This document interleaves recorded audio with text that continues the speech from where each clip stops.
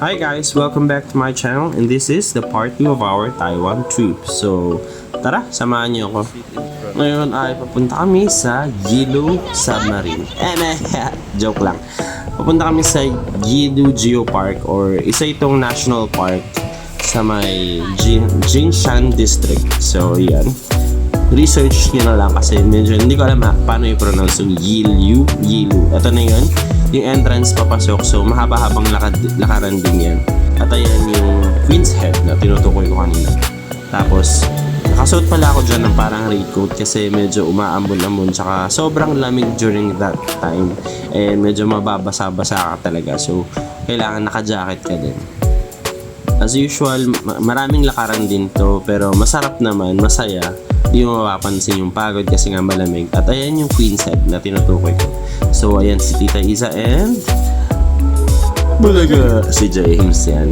Siyempre sila yung kasama ko dyan at ang ating mga ka-Teletubbies. Charing! And now we're on to our next stop which is the Shifen Old Street. Ito yung lugar kung saan na parang lumang railroad, basta yun. Tapos dyan kayo magpapalipad ng parang mini hot air balloon or kung ano man tawag dyan. Siya pala yung aming tour guide. And yan, yung sa amin, tawa-tawa. Hello Beshi, Joanna Melissa, tawag ka. Tapos yan, yun yung time. Sulat-sulat na kami, kala mo may sinusulat, wala naman. Tapos papalipad rin niya siya. Woohoo! Hep hep hooray!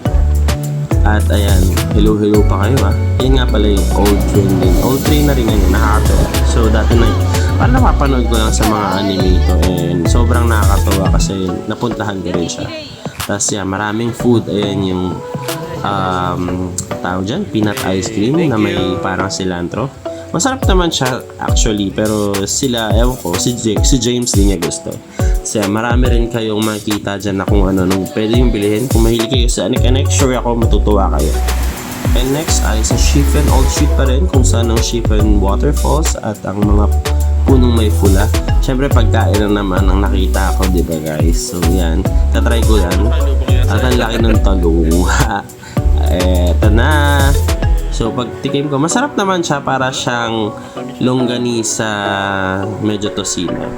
At tapos ay nasa Shifen Old Street naman kami. Hindi ko alam kung tama ba yung pronunciation. Tapos eto nga palang lugar na to guys, parang Spirited Away, dun siya inspired. So sobrang tuwang-tuwa ako, sobrang amazing. Kita nyo ang apaka-fog. At sa lugar na to, napakarami ring bilihin, pagkain at kung ano-ano pa. Tapos nakakatawa lang kasi dyan yung place na naligaw kami, kakatawa. At ito pala ay isang cafe na may mga pusa at tuwan-tuwa rin kami dahil alam niyo naman guys na mahilig ako sa pusa. At ayan sila, sobrang cute, sobrang kukulit at ang gaganda ng furs nila, mga fur babies, di ba, grumpy, parang galit. At ayan, lakad-lakad kami, patapos na. At dyan kami naligaw sa part na yan, mali na yung labasan namin.